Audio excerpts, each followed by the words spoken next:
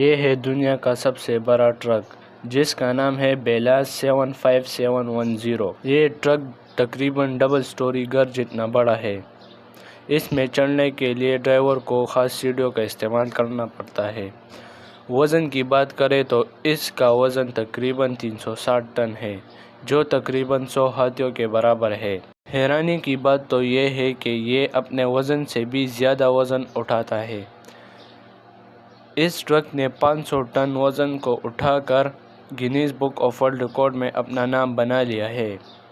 اگر fuel tank کی بات کریں تو اس میں تقریباً 5600 لیٹر کا فیول ٹینک ہے۔